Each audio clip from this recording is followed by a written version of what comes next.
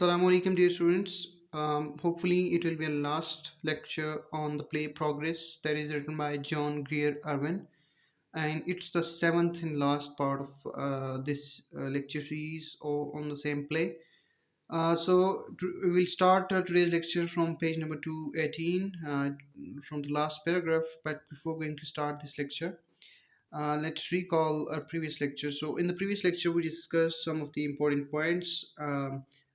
It's just for in order to recall this lecture. So, the first important point was Mrs. Melton describes the qualities of Eddie. We can see that in the play while Mrs. Melton and Professor Corey they have a conversation in the study room. So there we can see Mrs. Melton describing the qualities of Eddie, and she expresses that how proud she was on Eddie. And then she also explains that when Eddie came back from France, he was a grown up man with an extraordinary knowledge, and she felt shy in front of him because he was now he has become a man, and he has learned a lot of knowledge, and he has known much and seen a lot of things.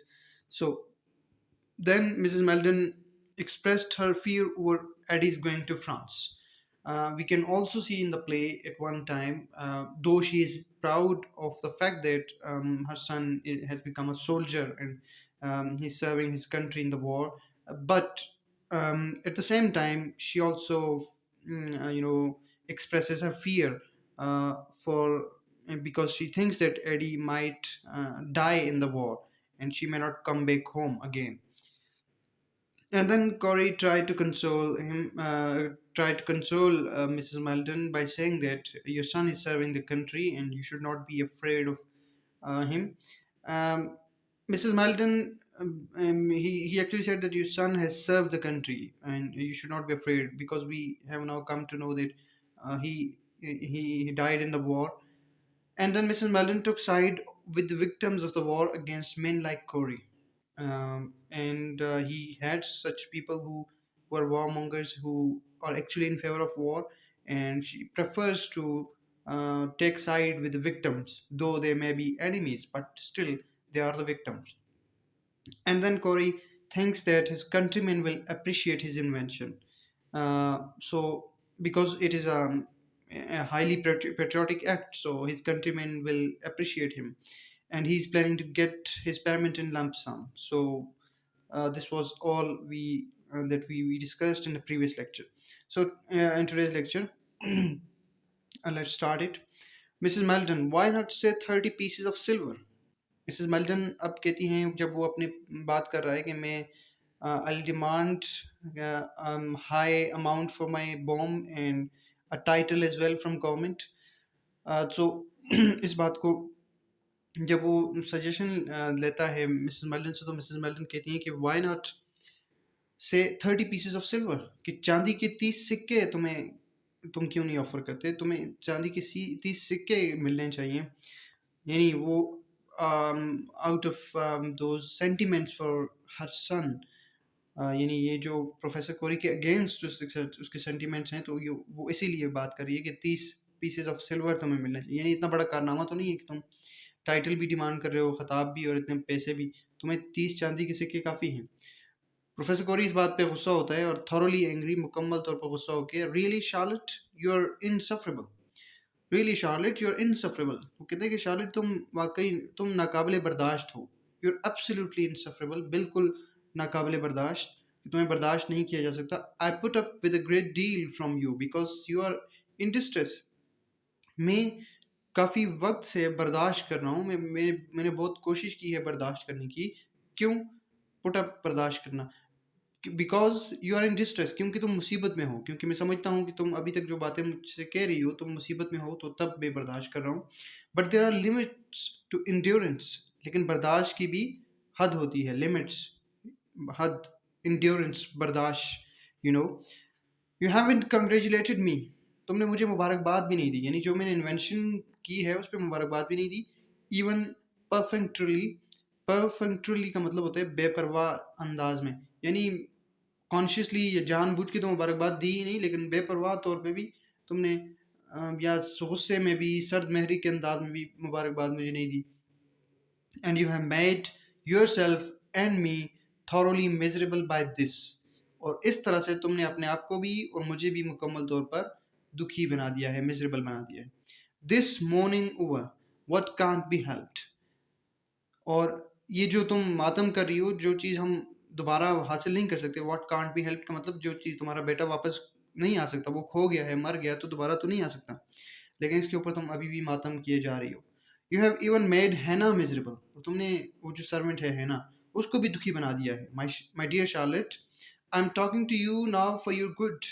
Charlotte, मैं अब तुमसे तुम्हारी भलाई के लिए, तुम्हारी अच्छाई के लिए बात कर रहा हूँ. You really ought not to let your mind dwell on things in the way you do. Dwell कहते हैं खो जाना. तुम्हें अपने जहन को बिल्कुल इन बातों में खोने नहीं देना. In the way you do, जिस तरह से तुम अभी कर रही हो, यानी उसी गम में, उसी दुख में मुसलसल तुम अभी भी खोई हुई. It isn't good for you. ये तुम्हारे लिए अच्छा नहीं है. And it's very unpleasant for me and for others who associate with you. और ये मेरे लिए भी और मेरे जैसे और लोग जो तुम्हारे साथ ताल्लुक़ रखते हैं उनके लिए भी नाखुशगवार है, अनप्लेजेंट है. Your boy was killed. तुम्हारा बेटा मारा गया. सो वर अदर पीपल्स बॉयज. और इसी तरह से बाकी लोगों के बच्चे भी मारे गए हैं, सिर्फ तुम्हारा ही एक बेटा नहीं मारा गया जंग में. But we can't spend the rest of our lives in lamentation. लेकिन हम अपनी बाकी ईमानदार जिंदगी जो है वो अफसोस करने में और मातम करते हुए नहीं गुजार सकते. I have my work to do. मेरा कुछ काम है, मैंने काम भी करना है. हर वक्त तुम्हारा ये मातम नहीं सुनना मैं. मिसेस मेल्टन अब वो काम की तरफ आ रही है कि तुम्हारा क्या काम है. योर बॉम्ब, कि यानी तुम्हारा बॉम्ब बनाना ये तुम्हारा काम है. कोरी कहता है यस.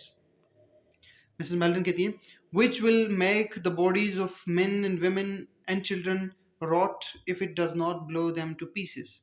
तुम्हारा वो काम जो कि मर्द, खवातीन और बच्चों के जिस्मों को गलने सड़ने के लिए छोड़ देगा. रॉट, गलना सड़ना, गलने सड़ने के लिए छोड़ देगा. If it does not blow them into pieces, अगर वो उनको टुकड़ों में तकसीम नहीं करता. तो अगर उनके जिस्म टुकड़े टुकड़े नहीं होते बम से, तो फिर वो आहिस्ता आहिस्ता तकलीफ दे अंदाज में गलना सड़ना शुरू हो जाएंगे. तो तुम्हारे बम का यही तुम्हारा अहम काम है, या तो लोगों को टुकड़े टुकड़े करके मार दो या उनको गलने सड़ने के लिए छोड़ दो.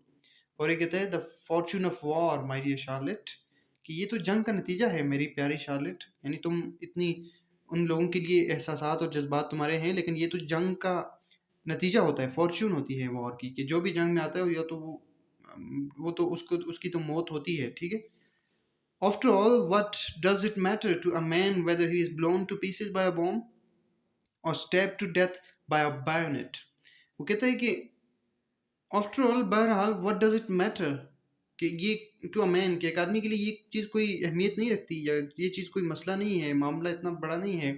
Weather he is blown to pieces, कि आया कि वो टुकड़ों टुकड़ों में तकसीम होकर मर गया है एक बॉम्ब के ज़रिए, और step to death by a bayonet, या उसको खंजर मार के कत्ल किया गया है. यानी वो कत्ल तो दोनों सूरतों में हो रहा है, कि चाहे वो पीसेस में तकसीम होकर बॉम्ब के ज़रिए हो रहा है या उसको खंजर मार के कत्ल किया जा रहा है. दोनों सूरतों में उसकी डेथ हो रही है. तो इसमें तो उसको कोई मैटर नहीं है, वो कोई मैटर नहीं करता. As a matter of fact, दर हकीकत, the bomb is the more merciful of the two. इन दोनों में से बॉम्ब जो है वो ज़्यादा रहमदिल है. बॉम्ब से एक आदमी जल्दी मर जाता है, एक चंद सेकंड्स में मर जाता है, लेकिन एक दूसरी तरह से किसी को हंजर मार के कत्ल करना वो ज़्यादा तकलीफ दह होता है. तो ये तो असल में ये बात तो रहमदिली की बात है, और तुम इस पर मुझे इतना गुस्सा कर रही हो मेरे ऊपर. It isn't any use being sentimental about these things. वो कहता है कि इन चीज़ों के बारे में जज्बाती होने का कोई फ़ायदा नहीं है. It isn't any use. कोई फ़ायदा नहीं है जज्बाती होकर इन बातों में. The purpose of war is killing. जंग का मकसद होता है मारना, कत्ल करना, killing. And the side which kills the most people in the shortest time is going to win the wars of the future. और वो मुल्क, साइड या कंट्री, या वो मुल्क जो कम वक्त में, शॉर्टेस्ट टाइम में ज़्यादा लोगों को मारेगा, मोस्ट पीपल को, is going to win the wars of future. वो मुस्तकबिल की जंगों को वही जीतेगा. तो इसलिए वो कहता है कि मैं एक ऐसा बॉम्ब बना रहा हूँ जो कि कम वक्त में ज़्यादा लोगों को मारने के काबिल होगा. My bomb will enable those who possess it. मेरा बॉम्ब जिनके पास होगा वो उनको इस काबिल बनाएगा टू कंडक्ट अ वॉर, कि वो जंग लड़ सके in a rapid and efficient fashion, तेज़ रफ्तार और मौसर तरीके के साथ. एफिशिएंट फैशन, मौसर तरीके, एंड रैपिड और तेज़ रफ्तारी से. No reasonable person can deny that I have performed a service to my country in inventing this bomb for its use.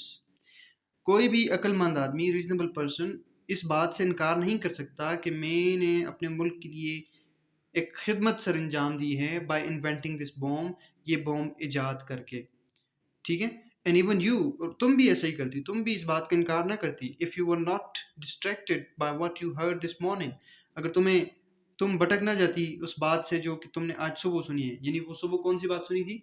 वही यंग मैन से जिसने इसको आके बताया था कि एडी किस तरह से मरा है, कि वो एक ट्रेंच में था और एक आके एक शेल उन पे गिरा और वो पीसेस में डिवाइड हो गया, obliterated, and he was just finished out. उसको टुकड़ों टुकड़ों में उसकी जिस्म जो है वो तकसीम होके, और उसका कोई इस तरह से जनाजा भी नहीं हो सका। तो इस बात को लेके बहुत ज़्यादा डिस्टर्ब थी मिसेस मेल्टन। तो इसीलिए कहता है कि अगर तुम आज ये बात ना सुनी होती तुमने, तो तुम भी शायद मेरी इस बात का इनकार ना करती कि मैंने वाकई मुल्क की खदमत कर रहा हूँ मैं। अच्छा, and the fact that this is the anniversary of Eddie's death, एक तो ये वजह है कि तुमने आज उसके बारे में सुना कि वो किस तरह से मर गया, और दूसरी बात ये है कि दूसरी हकीकत ये है कि आज उसकी एनिवर्सरी है। तो ये दो चीज़ें तुम्हें जो हैं वो ज़्यादा परेशान करें, otherwise would agree with them, तुम भी बाकी लोगों के साथ एग्री करती जो कि बाकी कंट्री मैन हैं। ठीक है, Mrs Melton, no one but you knows the secret of your invention Henry, कि और कोई नहीं बट लेकिन सिर्फ तुम ही अपनी इस इजाद का राज जानते हो Henry. No not that I am aware of, वो कहता है कि नहीं और कोई नहीं जानता, यानी जहाँ तक मुझे पता है, जहाँ तक मैं आगाह हूँ, मेरी आगाही के मुताबिक किसी भी और आदमी को ऐसा बॉम्ब बनाने का तरीका अभी तक नहीं आता। ठीक है, तो मिसेस मेल्टन कहती हैं कि if you were to destroy your invention, कि अगर तुम अपनी इस इजाद को तबाह कर दो, ख़त्म कर दो, नेवर रिवील इट्स सीक्रेट, और इसके राज को जाहिर ना करो, किसी को बताओ ना, thousands of boy like Eddie might live without fear of being destroyed, तो हज़ारों तादाद में बच्चे एडी की तरह, हज़ारों बच्चे बगैर किसी खौफ के ज़िंदा रहेंगे अगर तुम इस अपनी इन्वेंशन को ख़त्म कर देते हो तो। क्योंकि और तो किसी को ऐसा नहीं आता बम बनाना, तो तुम एक बंदे हो, तुम ही इसको ख़त्म कर दो तो दुनिया इस तबाही से बच सकती है। Corey, oh I don't know, it's fantastic thought that but there is nothing in it, वो कहते हैं कि मुझे नहीं पता, ये बहुत आला सोच है तुम्हारी, लेकिन इस सोच में कोई इतनी अहम बात नहीं है, ये कुछ इतनी अहमियत की हामिल नहीं है। Other people will invent things even deadlier than my bomb, कहते हैं कि बाकी लोग जो हैं वो मेरे बॉम्ब से भी ज़्यादा तबाहकुन, इवन डेडलियर, इससे भी ज़्यादा तबाहकुन चीज़ें बना सकते हैं, बनाएंगे। ठीक है, Mrs Meldon, but Henry if you were to suppress your invention, के अगर हेनरी, वो कहती है कि अगर तुम अपनी इस इजाद को खुफिया रखो, सप्रेस का मतलब खुफिया रखना, छुपा के रखना, लोगों से बताना नहीं किसी को। कोरी कहता है सप्रेस इट, क्या मैं इसको खुफिया रखूं? Mrs Meldon, yes, if you were to destroy your formula and people were to know that you had done what you had done, perhaps you would do a great deal to change people's hearts. कहती है कि अगर तुम अपने इस formula को destroy करो, तबाह कर दो, and people were to know that what you had done, और अगर लोगों को पता चले कि तुमने क्या किया है, perhaps you would do a great deal to change people's hearts, तो शायद तुम लोगों के दिलों को बदलने के लिए बहुत बड़ा कोई काम करोगे। यानी जब लोगों को पता चलेगा कि एक साइंटिस्ट ने अपना बॉम्ब खुद ही तबाह कर दिया, खुद ही उसका फार्मूला ख़त्म कर दिया, तो लोगों के शायद दिल बदल जाएं और वो बाकी लोग भी तुम्हारी एग्जांपल सेट कर, तुमने जो एग्जांपल सेट की है उसको फॉलो करते हुए अपने बॉम्ब्स भी डिस्ट्रॉय करें और वो भी ऐसे बॉम्ब्स ना बनाएं। कोरी कहता है कि my dear Charlotte, most sensible people would think I had gone off my head, वो कहता है कि बहुत सारे जो अक्लमंद लोग हैं वो ये समझेंगे कि मैं पागल हो गया हूँ, मेरा दिमाग काम नहीं कर रहा, gone off my head, and few cranks and religious maniacs, और कुछ बदमिजाज किस्म के लोग और रिलीजियस मैनियक्स, मज़हब पसंद लोग जो हैं, माइट प्रेज मी, शायद वो मेरी तारीफ करें इस काम के ऊपर, but the average person would think I was a fool, लेकिन एक आम आदमी ये समझेगा कि मैं एक बेवकूफ़ था। बिसाइड्स बीइंग डैम्ड अनपेट्रियाटिक, और उसके साथ साथ इसके अलावा मैं एक गैर मुहिब वतन आदमी हूँ। हर आदमी ये सोचेगा कि मैं वतन की मोहब्बत मेरे अंदर नहीं है, क्योंकि मैंने अपने मुल्क के लिए जो डिस्कवरी में दे सकता था इन्वेंशन, वो नहीं दी और उसको डिस्ट्रॉय कर दिया। Mrs Meldon, Henry, I beg you to destroy your invention, वो कहती है कि मैं इल्तिजा करती हूँ कि तुम अपनी इस इजाद को तबाह कर दो, इसको ख़त्म कर दो। Now this is the climax of the play students, climax वो पॉइंट होता है जो हाईएस्ट पॉइंट होता है, सबसे जहाँ पे सस्पेंस ज़्यादा होता है। तो यहाँ पे देखें आप, सबसे इम्पोर्टेंट एक्शन यहाँ पे जा रहा है इस प्ले में, जो कॉन्फ्लिक्ट है उसकी और कोई ना कोई रेजोल्यूशन, कोई ना कोई हल यहाँ से अब निकलेगा। और ये सबसे ज़्यादा अब हम देखेंगे कि क्या वो अपनी इस इन्वेंशन को डिस्ट्रॉय करता है या वो किस तरह से ये ड्रामा आगे चलता है। ठीक है, तो कोरी, यू व्हाट, कि यानी तुमने क्या कहा? I beg you to destroy it. Mrs Melton कहती है कि मैं इल्तिजा करती हूँ कि इसको तबाह कर दो। Let that be your memorial to Eddie. और इसको तबाह इसलिए करो कि इसको अपनी यादगार के तौर पे तबाह करो एडी के लिए। अगर तुम इस बॉम्ब को आज एडी की एनिवर्सरी के दिन तबाह करोगे तो ये एक यादगार के तौर पर तुम उसको पेश कर रहे होगे। ठीक है। Corey, my dear Charlotte, I begin to believe that grief has unhinged your mind. कहता है कि मुझे आई बिगिन टू बिलीव, मैं ये समझना शुरू हुआ हूँ या मैं यकीन करना शुरू हो गया हूँ कि गम की वजह से तुम्हारा दिमाग ठीक तरह से काम नहीं कर रहा। डिस्ट्रॉय माई इन्वेंशन, कि मैं अपनी इजाद को तबाह कर दूँ। Mrs Meldon, your bomb will destroy life Henry, your bomb will destroy life Henry, I beg of you to destroy it. कि तुम्हारी जो इजाद है वो जिंदगियां तबाह कर देगी, इसलिए मैं तुमसे इल्तिजा करती हूँ कि इसको तबाह कर दो। कौरी कहता है रबिश वुमेन रबिश, कि फजूल बात है ये औरत, एक फजूल बात है। हाँ देखिए यहाँ पे क्विरल उनके दरमियान एक कॉन्फ्लिक्ट, क्विरल जो है बातों बातों में उनके दरमियान एक लड़ाई जो है बिकरिंग सी सॉर्ट ऑफ वो शुरू हो गई है। तो अब यहाँ पे मैंने क्वेश्चन, आपकी जो कंप्रहेंशन क्वेश्चन नंबर 10 है वो भी यही है कि what's the quarrel, what's the cause of quarrel between professor Corey and Mrs Melton. तो काज क्या है उसका? तो काज वही यही बॉम्ब है कि मिसेस मेल्टन चाहती हैं कि वो बॉम्ब को डिस्ट्रॉय करे, लेकिन प्रोफेसर कोरी कहता है कि it's a highly patriotic act and he is actually aiming to serve his country by inventing such a deadly bomb. ठीक है, अच्छा जी। मिसेस मेलन कहती हैं then I will destroy it for you. वो कहती हैं कि अगर तुम इसको तबाह नहीं करोगे तो मैं तुम्हारे लिए इसको तबाह कर देती हूँ। She goes to the table where the retorts are. वो टेबल की तरफ जाती है जहाँ पे वो रिटॉर्ट्स, वो तमाम अपरेटस वगैरह साइंसी सामान पड़ा हुआ है।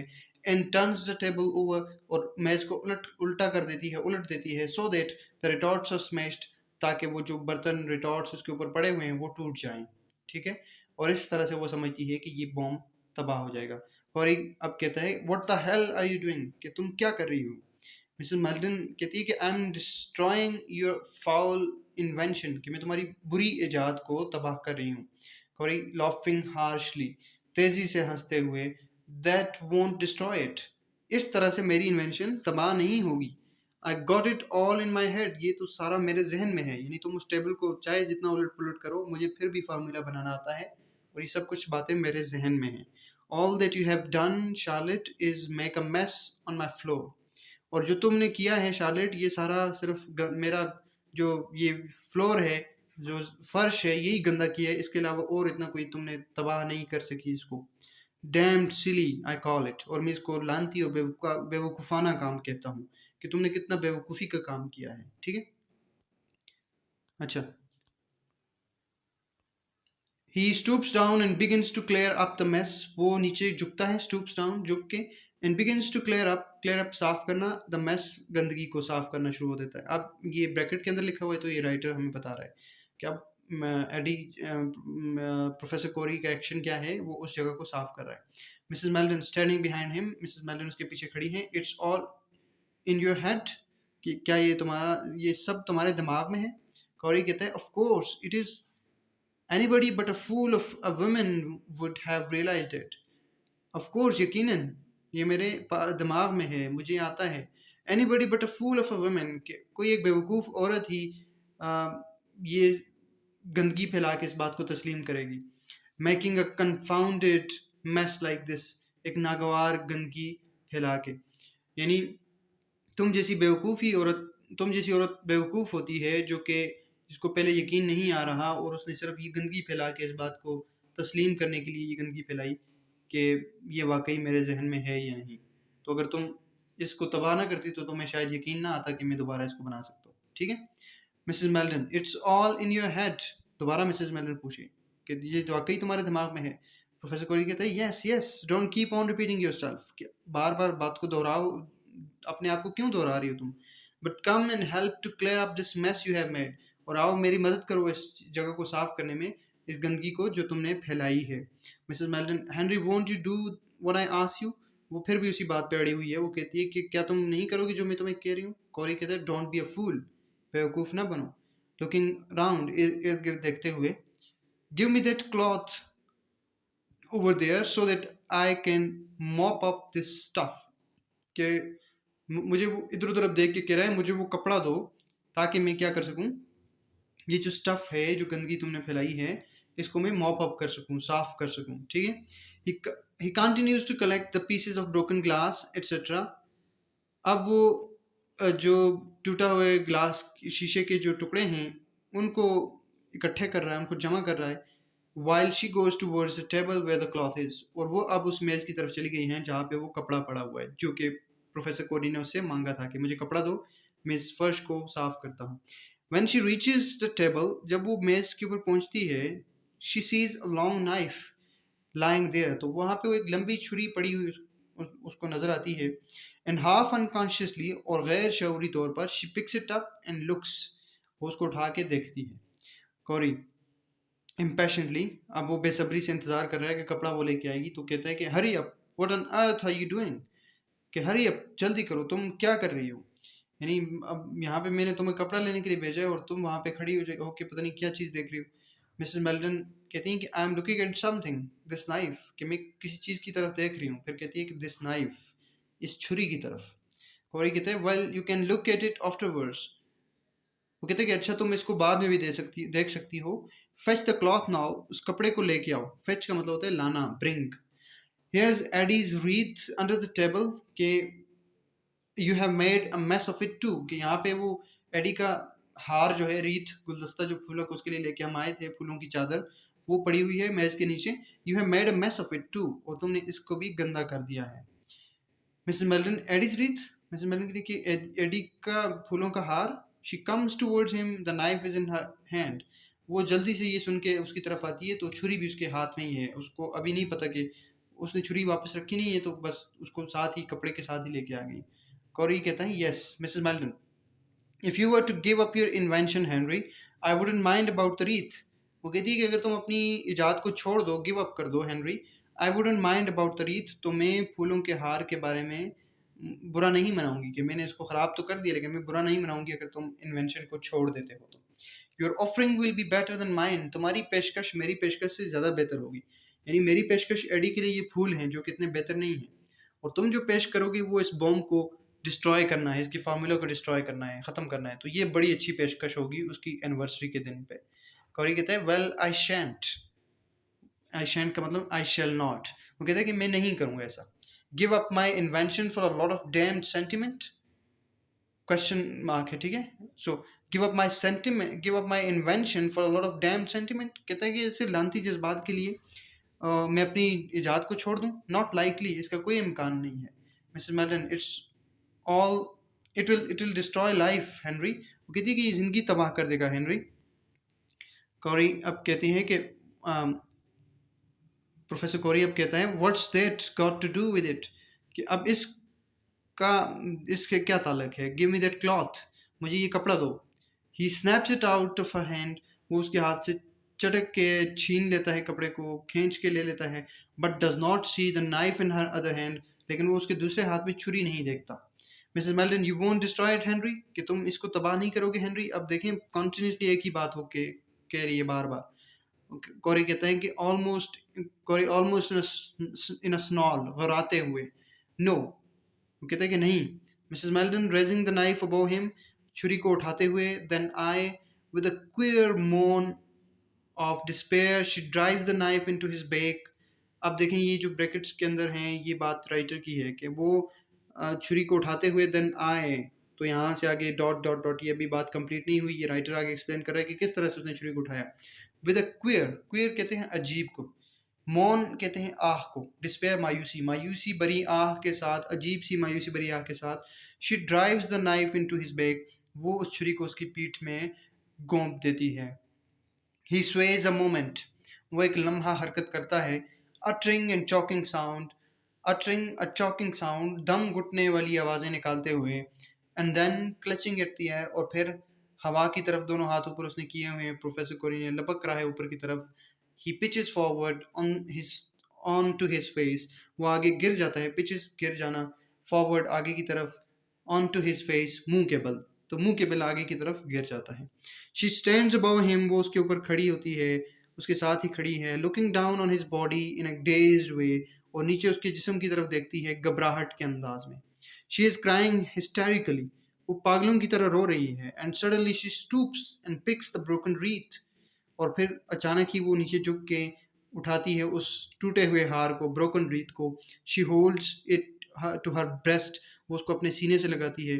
And distractedly stares distractedly in front of her, और तजब्जब में अपने सामने घूरती है. स्टेयर घूरना, डिस्ट्रैक्टली तजब्जब में.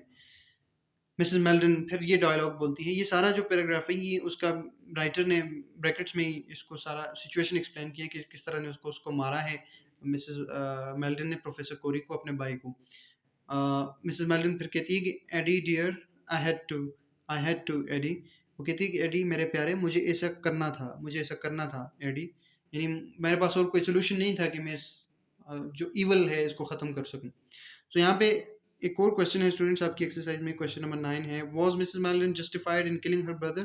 तो इस पे आपका व्यू क्या है कि क्या वो जस्टिफाइड है अपने भाई को कत्ल करने में? दो killing anyone is a grave sin, and killing somebody is a sin, but is it justified here? तो आप ये आपका अपना व्यू हो सकता है. ये जस्टिफाइड एक सेंस में हो भी सकता है कि she actually attempted to um, she actually attempted to destroy the root cause of all evil, so that's why she killed her own brother for the sake of rest of humanity. ठीक है, इस तरह से ये justify हो भी सकता है. और इस प्ले की अनदर एंडिंग आपने सजेस्ट करनी है. ये भी क्वेश्चन है, क्वेश्चन नंबर 13. ये प्ले क्योंकि हमें पता है कि ये एक मर्डर पे ऊपर ये आके ख़त्म हुआ है, तो आप इसके अगर आप राइटर होते तो आप कोई और एंडिंग इसकी किस तरह से लिखते? तो इसकी एंडिंग इस तरह से भी हो सकती है कि the play would have been ended in a peaceful manner by if Mrs. Meldon tried a little more to influence Professor Corey, और उसको थोड़ा सा सेंटिमेंटल अंदाज में उसको, या she would have she might have adopted another approach of writing against war, anti war. वो articles भी लिख सकती थी अखबारात में, वो ऐसी कंपेन भी, सोशल कंपेन चला सकती थी that would have been against war. So ये भी एक एंडिंग हो सकती थी कि वो वॉर के खिलाफ ही एक कंपेन स्टार्ट कर ले, और वो या इस तरह से प्रोफेसर कोरी को किसी तरह से कायल कर सके. तो ये भी इसकी एंडिंग हो सकती थी. बट यहाँ पे जो एंडिंग है, it ended up with murder of professor Kori. So students, that's it from today's lecture. I hope कि आपने इसको अंडरस्टैंड कर लिया. सो यहाँ पे हमारा ये ड्रामा भी ख़त्म हो जाता है. तो अब हम इसको सम अप करते हैं कि आज के लेक्चर में हमने क्या देखा. So in today's lecture, we discussed that Professor Corey seems to be angry over Mrs. Meldon's insufferable attitude, and he's fed up of Mrs. Meldon's lamentation. So in his view, then because Mrs. Meldon was lamenting over the death of Eddie, and he was fed up of that. And then we can see that in Professor Corey's view, getting blown into pieces by a bomb is more merciful than being stabbed to death. और खुद भी उसके साथ ऐसा ही हुआ, वो खुद भी he was stabbed to death. He is satisfied that he has performed a high service to his country by inventing a bomb. And then Mrs. Meldon tries to make him suppress his invention, but he um, keeps on saying this, that uh, if I do such a thing, I'll be called as fool and unpatriotic person. And then she begs him to destroy his invention in memorial to Eddie. And on this issue, a quarrel between both the characters starts, which results in ultimate murder of Professor Corey. And Mrs. Meldon, out of sentiments, attempts to destroy Corey's invention by smashing retorts. And then we can see that when he was cleaning the mess on the floor, she finds a knife while she goes for a piece of cloth, and she drives that knife into his back, and in this way she kills Professor Corey. So by killing Professor Corey, she wiped out the root cause of all evils. And then I asked last two questions at the end of this lesson. Okay, was Mrs. Meldon justified in killing her brother? So yes, in a way that she wanted to wipe out the root cause of all evil, so it is justified. But killing someone is a grave sin as well. Another ending of the play, तो ये मैंने कहा कि she might have persuaded Professor Corey not to invent such a deadly bomb. She might have gone for some other medium like media and some other campaigns, social campaigns that should have been run against the war and anti-war campaigns. So on the basis of today's lecture, students, आपका homework जो है, you have to write answers to the following two questions. What was the cause of quarrel between Mrs. Maldon and Professor Corey? ये पहला question है. आपने काज बतानी है quarrel की. And the second question is suggest another ending of the play progress. So ये दोनों questions मैंने डिस्कस किए हैं already. Still if you have any confusion, if you miss any point, if you didn't understand anything in this play, you can ask. ठीक है. So thank you so much for watching. Allah Hafiz.